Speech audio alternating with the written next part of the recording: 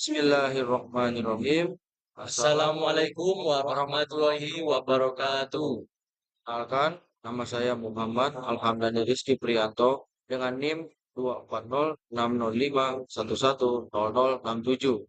Dan saya Muhammad Fahmi Yusuf dengan NIM 240605110072.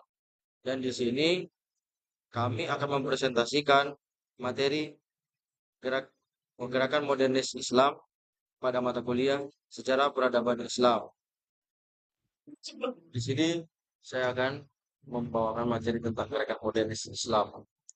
Saya akan membawa referensi dari suatu surah, yaitu Quran Surat Ar-Ra'd ayat 11, yang artinya, sesungguhnya Allah tidak akan mengubah keadaan suatu kaum hingga mereka mengubah keadaan ada pada diri mereka sendiri.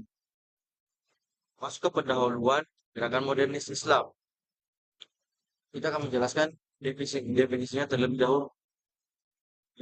Gerakan modernis Islam merupakan gerakan yang bertujuan untuk memperbarui, mereformasi pemikiran, serta praktik Islam agar lebih relevan dengan zaman saat ini. Lalu, masuk pada poin kedua, fokus pada pemikiran rasional, pembaruan hukum Islam, dan penyesuaian dengan kemajuan ilmu pengetahuan dan teknologi.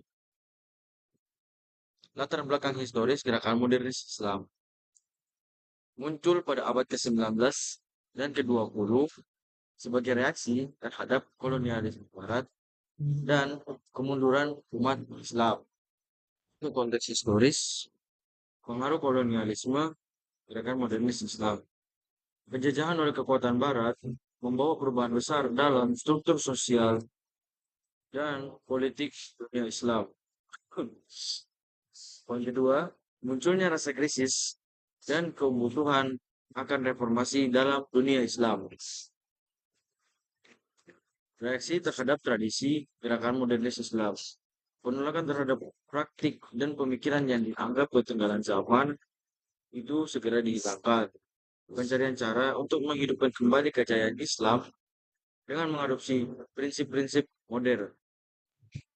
Berikut adalah kemunduran bangsa Islam ditandai dengan satu, hancurnya kerajaan Syafawi di awal abad ke-18. Kerajaan Syafawi atau Safawiyah mengalami kehancuran pada abad ke-18 karena beberapa faktor. Yang pertama adalah kepemimpinan yang lemah.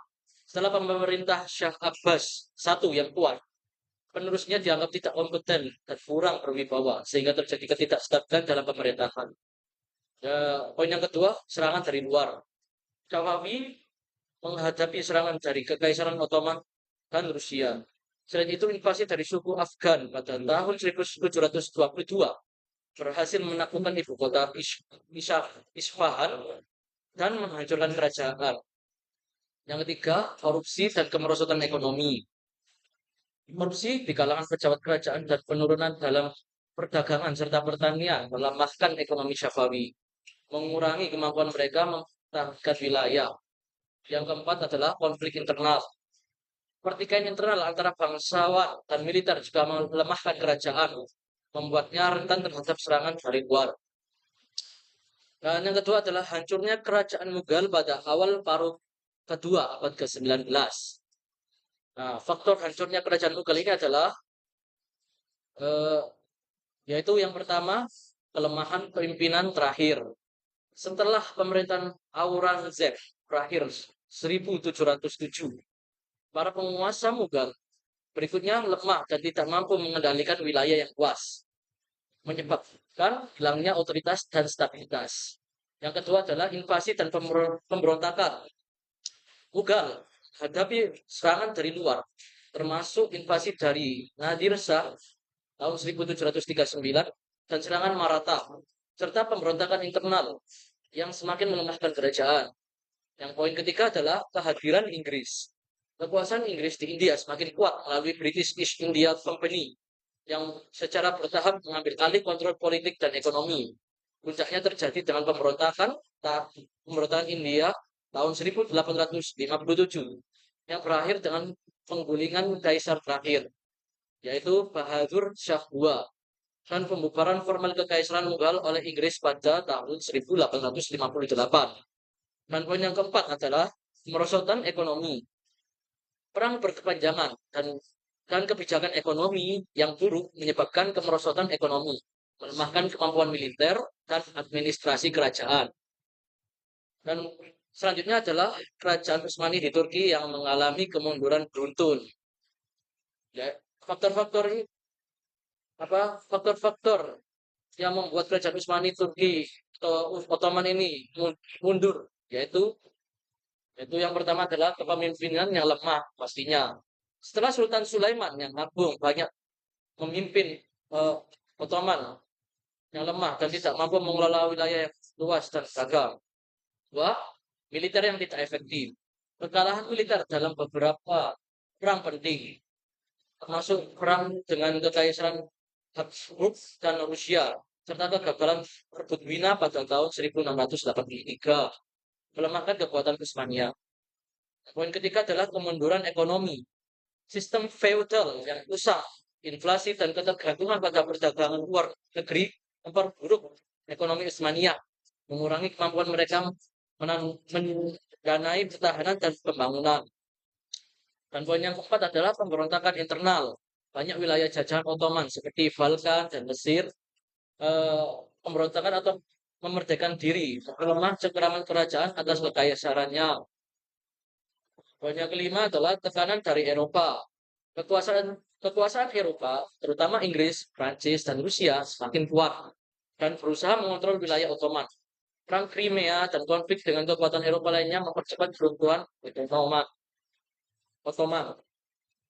Dan poin yang terakhir adalah Perang Dunia Pertama. Disinilah akhir dari kerajaan Ottoman. Perang Dunia Pertama. Kekalahan Ottoman dalam Perang Dunia Pertama adalah pukulan terakhir setelah perang. Kekaisaran Utsmania dibagi oleh perjanjian internasional pada 1922. Pukulan terakhir digulingkan mengakhiri kerajaan. Faktor-faktor ini secara kumulatif menyebabkan keruntuhan Utsmania pada awal abad ke-20. Ada juga beberapa faktor yang menyebabkan tiga negara Islam tersebut disebabkan oleh berikut. Satu, disintegrasi politik dengan melemahnya otoritas masing-masing pemerintah pusat. Yang kedua, munculnya penguasa-penguasa semi-otonom di berbagai daerah dari provinsi negara-negara tersebut. Yang ketiga, terjadinya dislokasi sosial. Yang keempat, memburuknya situasi ekonomi akibat persaingan dagang dengan negara-negara Eropa. Yang kelima, kalah perang. Dan yang terakhir, pemerosotan spiritualitas dan moralitas masyarakat, terutama para penguasa. Lalu, masuk kepada perkembangan pemikiran Islam di Indonesia menurut Sifat Sudanto. Yang pertama, periode ketika kepemimpinan ulama sangat dominan di masyarakat Muslim. Yang kedua, periode ketika peran ulama digantikan oleh pemimpin-pemimpin Islam yang bergerak di bidang organisasi atau kepartaian dalam perpolitikan. Yang ketiga, periode kebangkitan kaum intelektual Muslim. Beberapa tokoh-tokoh intelektual Muslim yang berpengaruh dalam gerakan modernis Islam. Yang pertama, Muhammad Ibnu Abdul Wahab. Muhammad Ibn Abdul Wahab dan didukung oleh Muhammad bin Saud, pendiri negara Saudi pertama. Keberhasilan gerakan Tajdid di Arab Saudi ditandai dengan berdirinya negara Arab Saudi. Gerakan Tajdid adalah gerakan pembaruan dalam ajaran Islam yang sebelumnya telah terpengaruh dengan bidah, tahayul, dan khurafat. Tokoh yang kedua yaitu Jamaluddin Al-Afghani adalah tokoh pembaharu dari negara Afghanistan yang memiliki pemikiran unik dan dalam menanggapi dominasi Barat terhadap Islam. Yang ketiga, Muhammad Rashid Ridho. Pemikiran Rashid Ridho akan perlunya mereformasi Islam banyak diilhami oleh sosok intelektual yang mendukung. Salah satunya adalah Jamaluddin Al-Afghani dan Muhammad Abduh untuk menuangkan sekaligus menyebarkan ide-ide pembaruannya.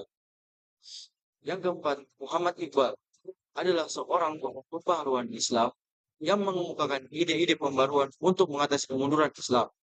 Ia menerapkan konsep dinamisme Islam, menekankan pentingnya ijtihad, dan menyuruhkan agar umat Islam menciptakan dunia yang baru yang bisa menjadi model peradaban. Yang kelima, Kiai Haji Ahmad Dahlan merupakan seorang pahlawan nasional Indonesia dan menjadi pendiri dari Muhammadiyah, yaitu organisasi Islam terbesar di Indonesia. Organisasi Muhammadiyah dibentuk untuk melaksanakan cita-cita pembaruan Islam di Indonesia. Ahmad Dahlan ingin melakukan pembaruan dalam cara berpikir dan beramal sesuai tuntutan agama Islam. Dan Untuk tokoh yang selanjutnya adalah Bos Cokro Aminoto, yaitu pencetus gerakan sosialisme. Cokro Aminoto menilai bahwa sosialisme telah hadir, tumbuh, dan berkembang dalam tradisi Islam jauh sebelum kelahiran sosialisme di Barat. Menurut Cokro Aminoto, ketika sosialisme dipandang sebagai sesuatu yang Islami, maka ia mudah diterima di Indonesia. Hal tersebut didasari dari pemikiran politik Islam di Indonesia, berasal dari arus tradisi yang telah berkembang dan masyarakat Indonesia sebagaimana tradisi Hindu Jawa. Sementara sosialisme berasal dari arus pemikiran Barat. Dan tokoh selanjutnya adalah Kiai Haji Hashim Asy'ari. Kiai Haji Hashim Asy'ari adalah ulama pendiri organisasi Islam, yakni Nahdlatul Ulama. Ia adalah sosok yang melekat dengan keberadaan NU hingga saat ini. Sebelum konsep Islam Nusantara bergulir, sudah banyak tokoh yang menegakkan Islam damai dan toleran. Ajaran itulah yang melandasi Hashim Asy'ari melahirkan Islam Nusantara. Untuk tokoh yang berikutnya, yang ke-8 adalah Nurholis Majid. Nurholis Majid yang populer dipanggil Cak Nur, merupakan ikon pembaruan pemikiran dan gerakan Islam serta cendekiawan Muslim di Indonesia. Gagasan Cak Nur tentang pluralisme telah menempatkannya sebagai intelektual Muslim terdepan. Untuk tokoh yang berikutnya, yang ke-9 adalah Harun Nasution. Harun Nasution dikenal sebagai seorang intelektual Muslim yang banyak memperhatikan pembaharuan Islam dalam arti yang seluas-luasnya. Tidak hanya terbatas pada bidang pemikiran saja seperti teologi, mitisme, atau tasawuf dan hukum fikih, tetapi juga mencakup seluruh aspek kehidupan kaum muslimin. Dan tokoh berikutnya adalah Abdurrahman Wahid. Secara umum pemikiran Islam dan pluralitas Abdurrahman Wahid bermula pada pemahaman pada Islam, yang intinya adalah bahwa seluruh risalah samawi yang diturunkan disebut Islam, yang dalam arti umumnya berarti penyerahan diri secara sempurna atau ketundukan penuh kepada perintah Allah. Sementara Islam yang digunakan dalam makna spesifik mengacu kepada versi Islam terakhir yang dibawa oleh Nabi Muhammad SAW. Namun perlu ditegaskan di sini bahwa dalam keyakinan wahid, Islam yang diwahyukan kepada Muhammad SAW adalah yang terbaik. Islam yang dimaksud oleh wahid adalah pemahaman atau wawasan keislaman yang terbuka, luas, dan toleran. jadi, dalam presentasi kali ini, terdapat dua kesimpulan yang dapat saya ambil. Yang pertama, modernisasi atau pembaruan bisa juga disebut reformasi, yaitu perombakan atau membuat perubahan menjadi lebih baik atau dapat diartikan sebagai perbaikan. Kesimpulan yang kedua, yaitu gerakan modernisme Islam lahir dalam konteks keterpurukan, ketertinggalan, dan sikap inferioritas kaum muslimin di berbagai belahan dunia. Dalam menghadapi cengkraman kolonialisme, imperialisme barat abad ke-20. Baik, sampai situ saja presentasi dari kami tentang gerakan modernis Islam. Saya Muhammad Fahmi Yusuf. Saya Muhammad Alhamdani Rizky Prianto. Mohon maaf jika ada kesalahan kata, mohon dimaafkan. Wassalamualaikum warahmatullahi wabarakatuh.